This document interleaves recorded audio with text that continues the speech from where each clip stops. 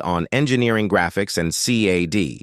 In our previous lecture, we learned about the importance of engineering drawings and their applications in engineering design and manufacturing. In today's lecture, we will study three important topics: different types of lines used in engineering drawings, lettering standards followed according to BIS guidelines, and the elements of dimensioning that help communicate the size and location of features accurately.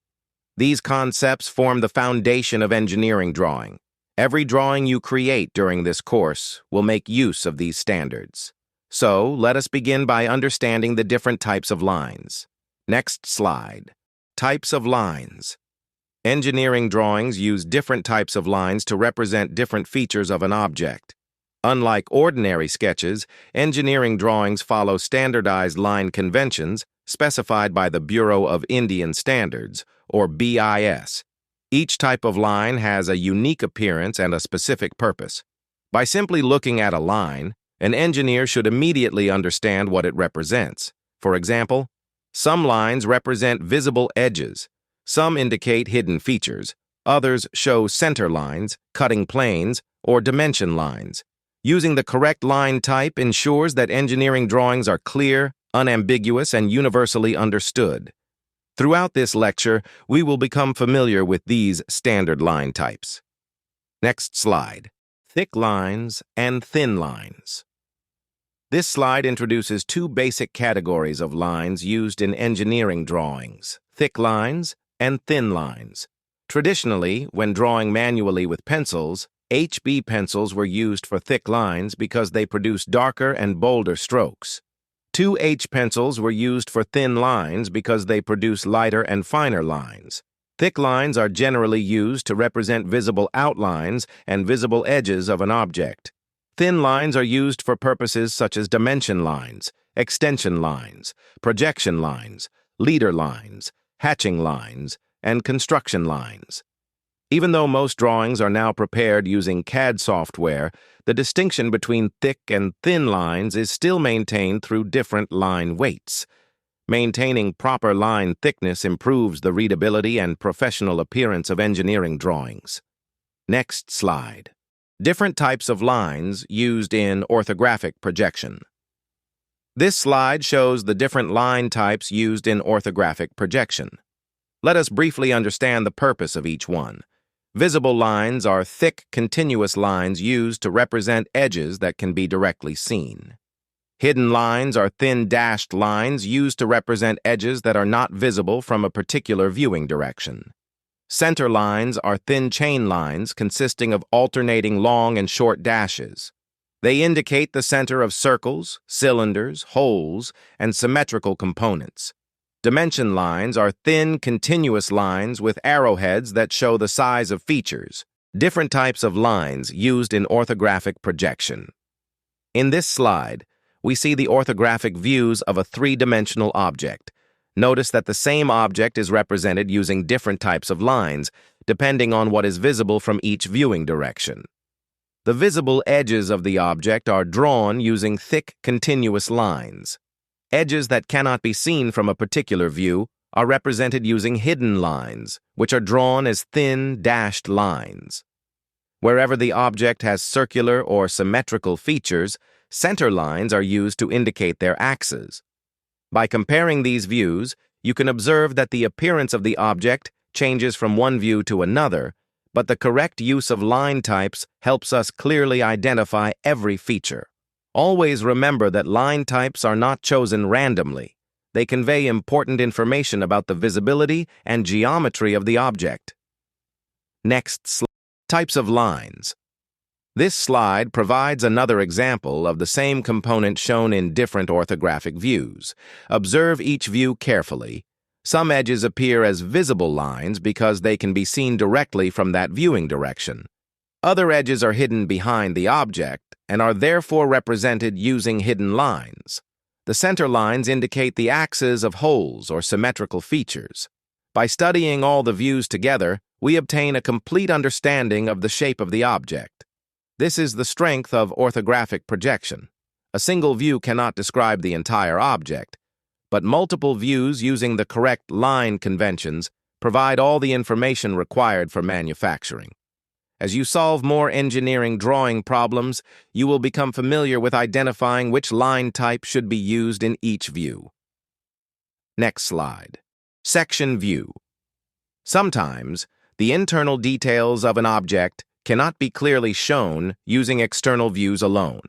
In such cases, engineers use a section view. Imagine cutting an object with an imaginary plane and removing one portion of it. The exposed internal surfaces are then shown using section lines, also called hatching lines. These section lines are usually thin, equally spaced, and drawn at an angle of 45 degrees. Section views eliminate the need for too many hidden lines and make the internal construction of the component much easier to understand. They are widely used in mechanical engineering, civil engineering, and manufacturing drawings. In later lectures, you will learn how to prepare sectional views in detail. Next slide. Lettering standard. Now let us discuss lettering, another important aspect of engineering drawings. Engineering drawings are not made up of lines alone. They also contain titles, notes, dimensions, symbols, and other information that must be written clearly. To ensure uniformity, the Bureau of Indian Standards recommends that lettering should generally be done in capital letters. Using capital letters improves readability and avoids confusion between similar-looking uppercase and lowercase letters. In engineering, even a small mistake in reading a note or dimension can lead to manufacturing errors. Therefore, neat, clear, and uniform lettering is essential. Whether the drawing is prepared manually or using CAD software, maintaining consistent lettering standards is an important part of professional engineering practice. Next slide. Elements of dimensioning. Now let us move to the next topic. Elements of dimensioning. Dimensioning is much more than writing numbers on a drawing. A complete dimension consists of several elements working together. These include dimension lines, which indicate the direction and extent of the measurement. Extension lines, which show the exact feature being measured. Arrowheads, which define the limits of the dimension. Leader lines, which connect notes or symbols to specific features. Dimension values, which specify the actual numerical measurement. Symbols, such as the diameter symbol, diameter, radius symbol, r, or degree symbol, degrees, wherever applicable. Each of these elements has a specific purpose and must be drawn according to BIS standards. In the next part of this lecture, we will continue with lettering standards, followed by the aligned and unidirectional systems of dimensioning. Next slide. 2 systems of dimensioning. We now move to the topic of dimensioning systems. There are 2 standard methods of writing dimensions on engineering drawings. The first is the aligned system, and the second is the unidirectional system. The difference between these systems is not in the dimensions themselves, but in the orientation of the dimension values. Both systems are accepted in engineering practice. However, according to the Bureau of Indian Standards, the aligned system is generally recommended.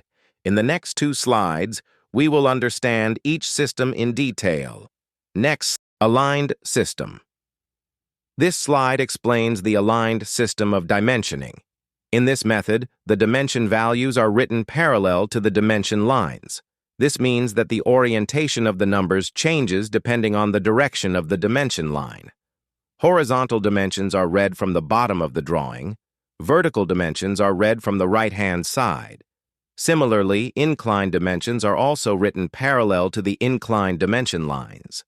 The advantage of this method is that the dimension values naturally follow the feature being measured, making the drawing look balanced and easy to understand. Since this method is recommended by BIS, it is the one you should normally use while preparing engineering drawings. Next slide. Unidirectional system. This slide shows the unidirectional system of dimensioning. Unlike the aligned system, all dimension values are written horizontally, irrespective of the direction of the dimension line. Whether the dimension line is horizontal, vertical, or inclined, the numbers are always oriented so that they can be read from the bottom of the drawing. The advantage of this system is that every dimension appears in the same orientation, making reading straightforward. However, in some cases, it may require additional space and may not appear as visually balanced as the aligned system. Although both systems are acceptable, you should remember that BIS generally recommends the aligned system for engineering drawings.